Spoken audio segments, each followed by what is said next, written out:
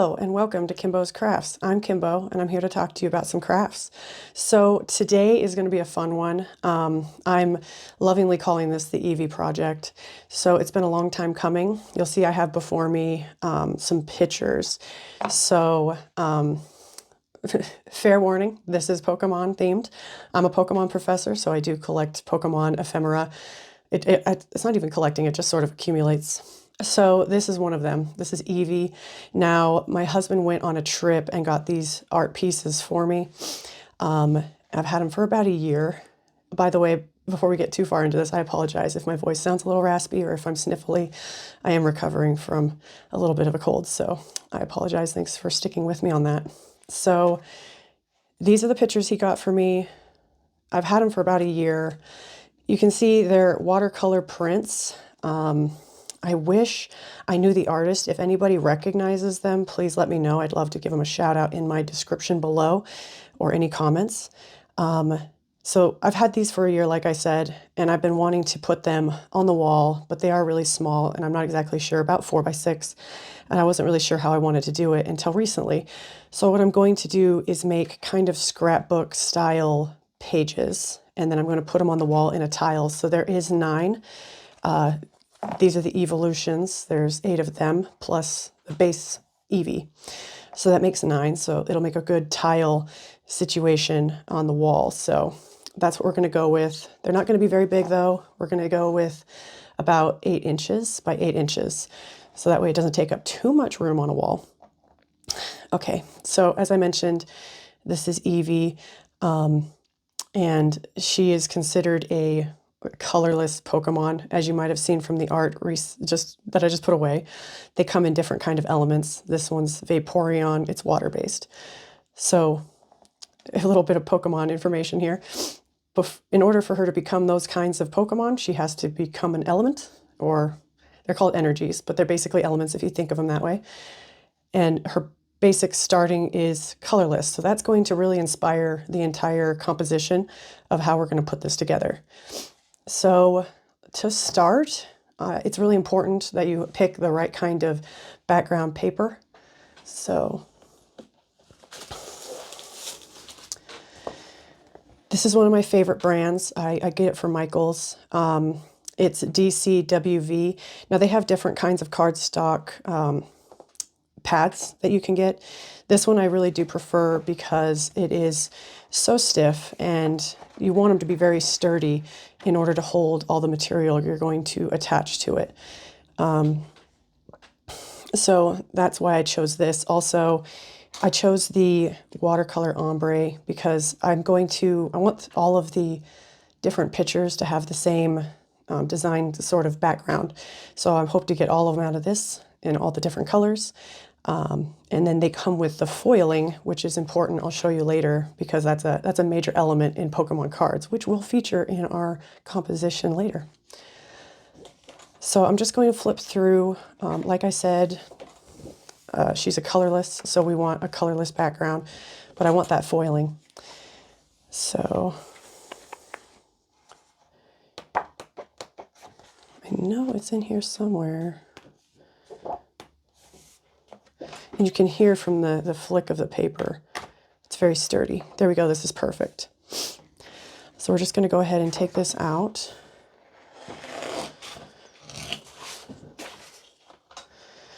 And like I said, you can find this at Michael's. It's not in stock where I'm at, but you can get it shipped. I'll have a description in the description exactly what it's called, so you can go ahead and search for it. Okay, so we are going to do, like I said, 8 inch by 8 inch. This is 12 by 12, which is great size. This is my preferred size for most scrapbooks, but we are going to cut it down. So let's go ahead and make some measurements.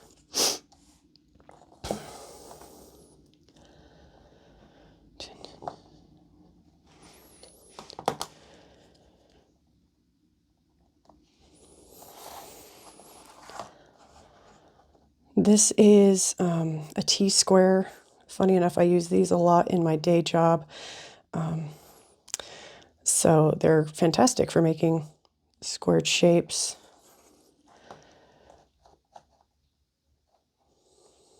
and I just want to make sure that it is good straight. Well, let's make one more.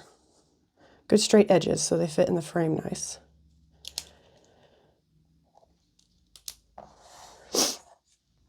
Excuse me again for the sniffles. So this is a Fiskars straight edge cutting cutter. I can look up exactly what it's called. Again, you can find it at Michael's, Joann's, any of those type of stores. They're incredibly convenient, especially if you're like me and you can't cut very straight. So it might be hard to see, but I'm lining up the line in between with the 2 marks I made.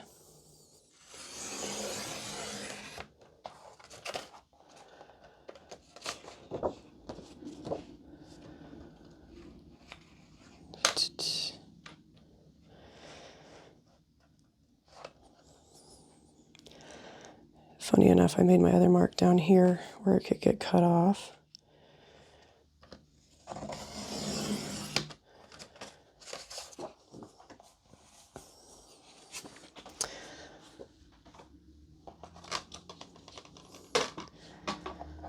All right, so here we have our page. I think I'm going to go sideways chevron with it. I just like that kind of direction. Let's just double check here before we get started. You don't want to glue anything down if you don't got it right.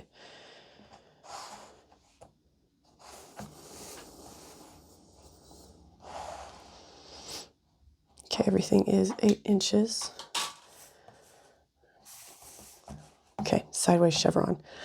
Now, another thing about scrapbooking is that it's all about juxtaposing materials, right? You want to add stickers, those sorts of things, have different layers. And something I find really fun for doing that is just using found items, which is, again, a scrapbook thing. So, for instance, here is some tissue paper. Now, who doesn't have tissue paper? It comes in all these presents that you get. In fact, that's where this one came from. I try to preserve them as much as possible because you never know when you could use it. They are fantastic because they're just delicate and you have that kind of see-through aspect to it. And I'm going to use this as a background for my picture because, again, it's colorless. It kind of gives it a framing and it'll sort of set it apart from the background with that foiling going on. Let me just find a good piece here. Okay. Now we're going to bring in this straight edge again. I'm going to use this to try to keep it as straight as possible while I tear it. I want to tear it so I have that rough edge. That'll kind of set it apart and make it pop against that background.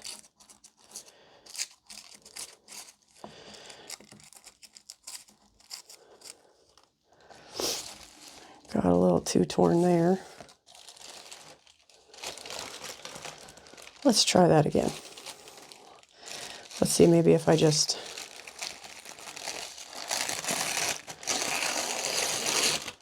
tear off a simple piece to work with. There we go. Set that aside so we can see a little bit better what we're doing.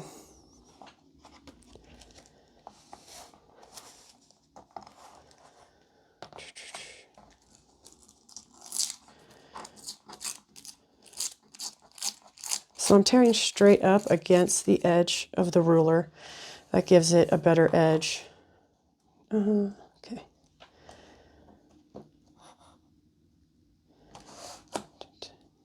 We can use that to sort of square up the edge as well. You got to push pretty hard or you end up with what I was doing earlier. It's easier when you have one layer. Oh, that went a little off. It's the beauty of scrapbooks there. Okay.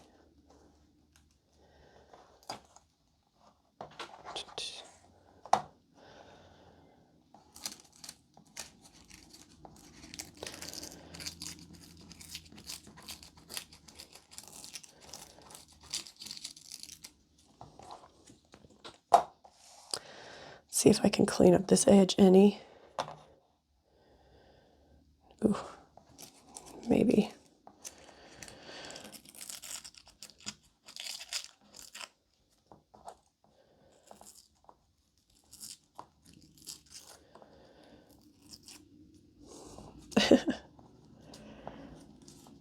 It's so short now. Some people use tweezers. It is suggested at this point.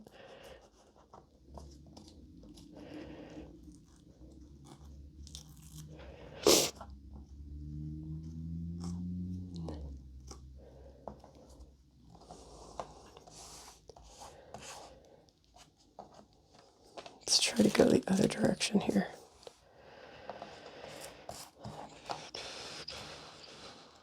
There we go.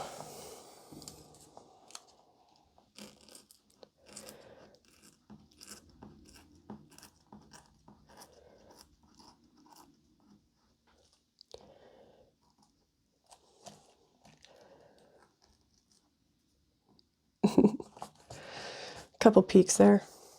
Okay. This is going to be like glitter getting everywhere. Try to keep that in mind. I like to keep a clean desk. Okay. Here we are again.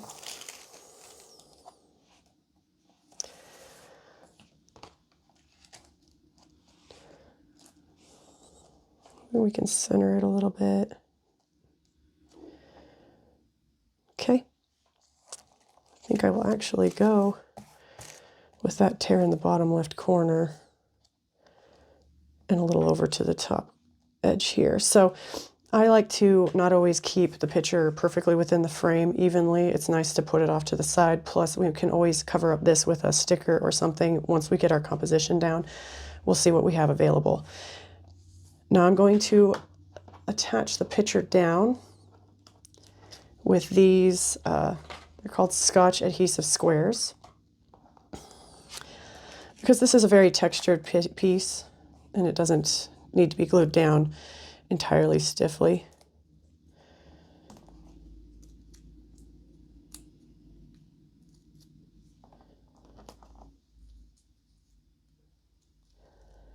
I want it good and stuck, so I'm going to put one on every corner.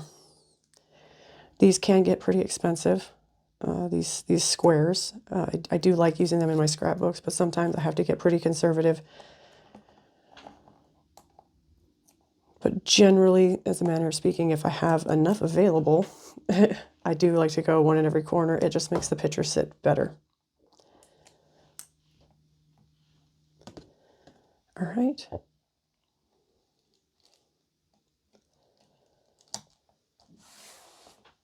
There we go.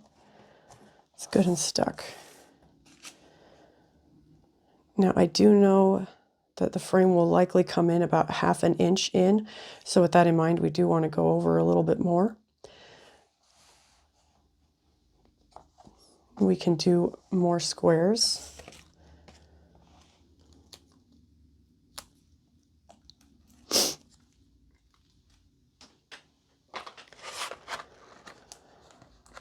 This is how they're actually supposed to be dispensed, but it's not always smooth.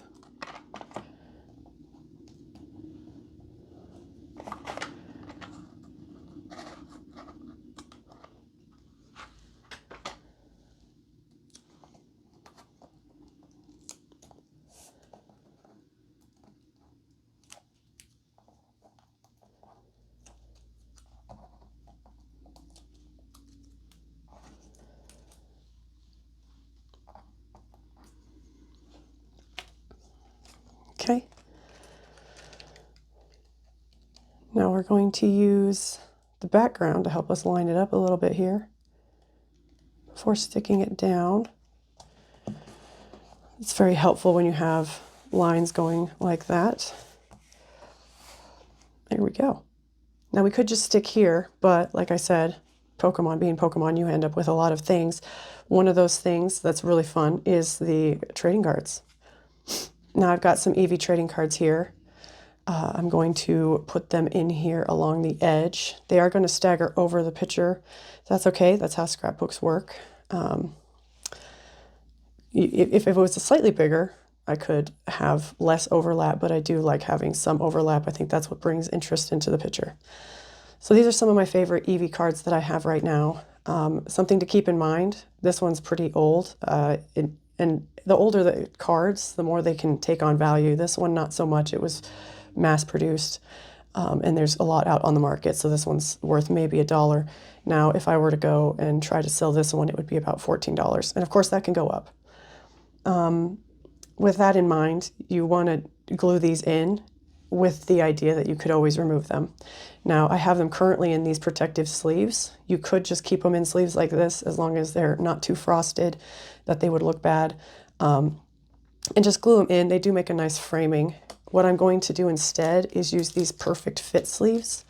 Now, these are commonly used by collectors to protect the cards and also keep them looking quite nice. And again, I'll have the name for this product in the description so you can look for them. So I'm going to move the cards into these perfect fit sleeves before attaching them to my composition.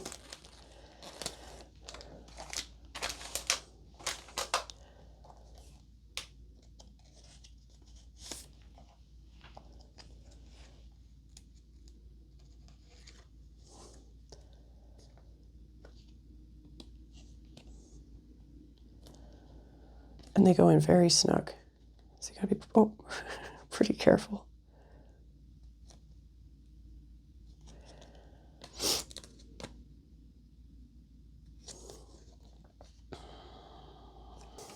Okay, now keep in mind, these are exact fit sleeves. They're incredibly tight, hard to put on, so take your time.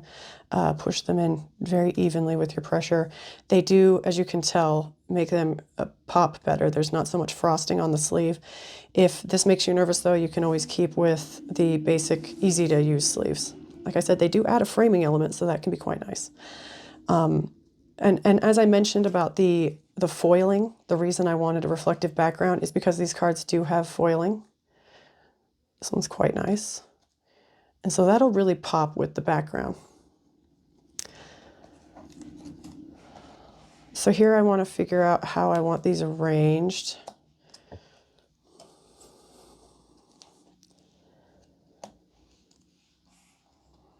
I might go with one over there.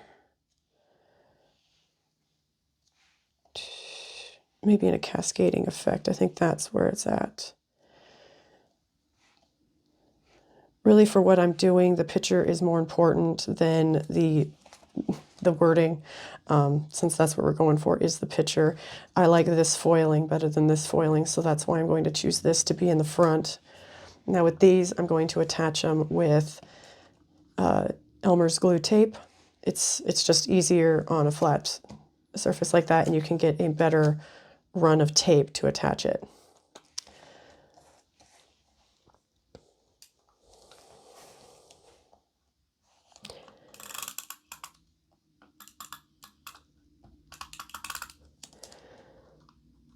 I need it to roll though. There we go.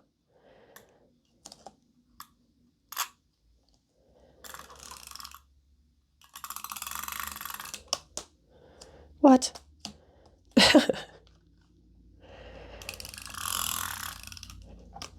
Need to push harder on that one. I don't want to bulge, so we'll take that off. Brand new tape can be difficult. Okay. This one we're going to put up pretty high, and I'm going to stagger it, again, just to add some visual interest and get that waterfall effect.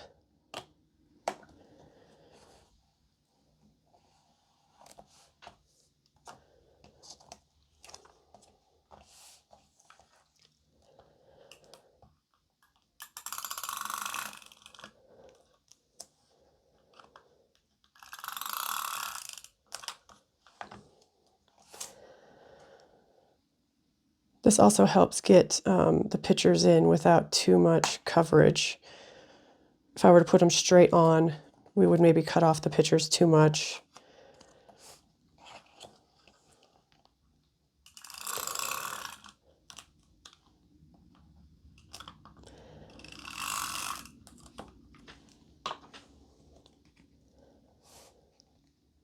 Okay, so then we want to go back to this direction. So there's our Eevee cards. Like I said, if for whatever reason in the future I wanted to trade out the cards, they're easily accessible. Well, easily being really up to interpretation since these are so snug, but I can remove this card. I can remove any of those cards. And with the tape, it does peel off. So you could bring out the picture if you need to. Now, another thing about scrapbooking, obviously, is we love stickers, and luckily the Pokemon Company loves to give away stickers and all sorts of things. So I do have this Eevee sticker. It's perfect, and as I said, it'll be perfect for covering up kind of our little mistake there. It is covering up the artist's signature. Again, if anybody recognizes it, please let me know. I'd love to put it in here. So we're just going to put an Eevee right about here. That sticker will stick to the artwork.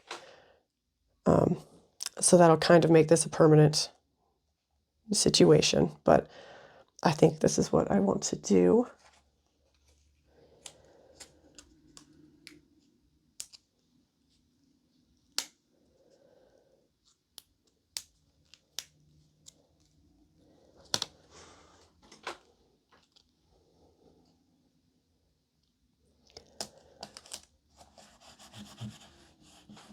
There we go. Again, I could take that sticker, put it on maybe a circular piece of paper and attach that with just one little sticky thing so that it's not stuck directly on the picture. Honestly, I do not expect to ever take this apart or do anything differently with the artwork. It's been waiting for this kind of project.